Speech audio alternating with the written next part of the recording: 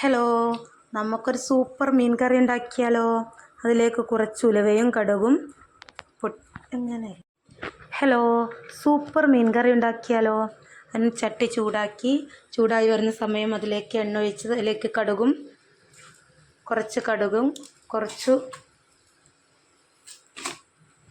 അങ്ങനെ തെറ്റ് ഹലോ, നമുക്ക് സൂപ്പർ മീൻ കറി ഉണ്ടാക്കിയാലോ?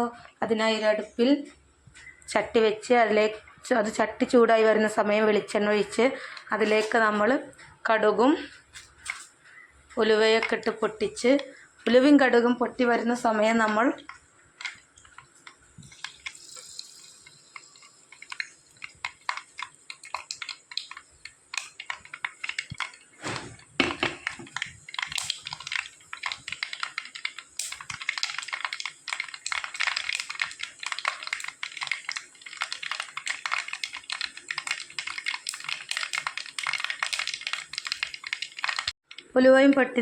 ഉലുവയും കടുകും പൊട്ടിക്കഴിയുമ്പോൾ നമ്മൾ അതിലേക്ക് വെളുത്തുള്ളി നന്നായിട്ട് അതിൽ നിന്ന് വാടി വരുന്ന സമയം നമ്മൾ അതിലേക്ക് കുറച്ച് ചെറിയ ഉള്ളി, പച്ചമുളക്,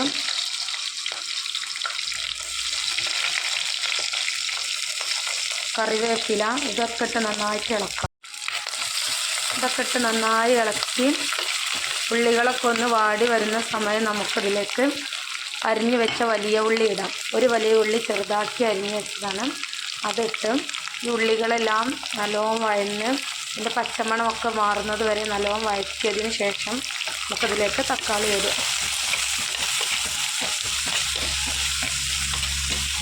ഈ ഉള്ളിയൊക്കെ ഒന്ന് നന്നായിട്ട് വഴന്ന് വരാൻ വേണ്ടിയിട്ട് നമ്മൾ കുറച്ച് സമയം അടച്ചു വെച്ച് വേവിക്കാം. അങ്ങനെ നമ്മുടെ ഉള്ളിയുടെ പച്ചമണമൊക്കെ മാറി വന്നിട്ടുണ്ട്. അപ്പോൾ നമ്മളിതിലേക്ക് ചെറിയ 2 തക്കാളി ചേർക്കാം.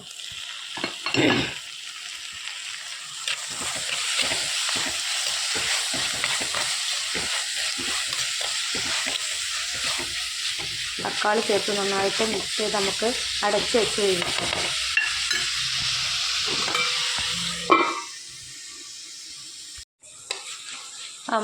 അങ്ങനെ നമ്മളെ കൂട്ട് റെഡിയായി. ഇനി ഇതിലേക്ക് നമുക്ക് മസാലപ്പൊടികളും ഉപ്പൊക്കെ ചേർക്കാം. നമ്മളൊന്നും ചേർത്തിട്ടില്ല.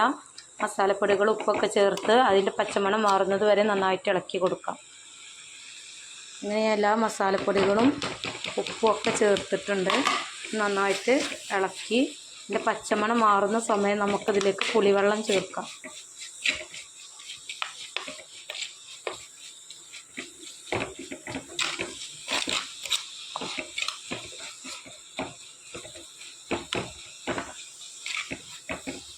ഇതിലേക്ക് പുളിവെള്ളം പാർന്നിട്ട് നന്നായിട്ട് തിളപ്പിക്കാം.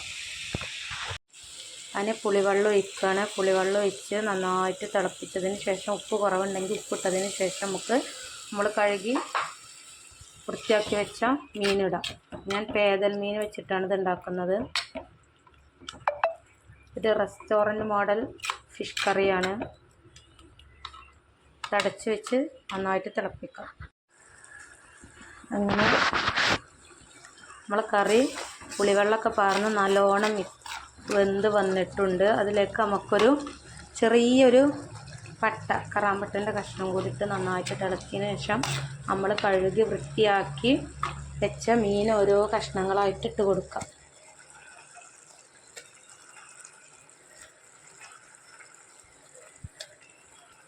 കറിയായിട്ട് വേണ്ടവർക്ക് കുറച്ചും കൂടെ വെള്ളം ഒഴിക്കാം.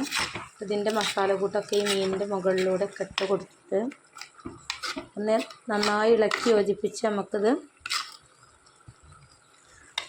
അടച്ച് വെച്ച് വേവിക്കാം. അങ്ങനെ നമ്മൾ മീൻ കറി ഇവിടെ റെഡി ആയിട്ടുണ്ട്. ഇത് റെഡിയായി വരുന്ന സമയം നമ്മൾ തീയൊക്കെ ഓഫാക്കാനാവുന്ന സമയം ഇതിൻ്റെ മേലെ കുറച്ചും കൂടെ കറിവേപ്പിലിട്ട് കുറച്ചും കൂടി വെളിച്ചെണ്ണ ഒഴിച്ച് നമുക്കത് അടച്ച് വയ്ക്കാം. നന്നായി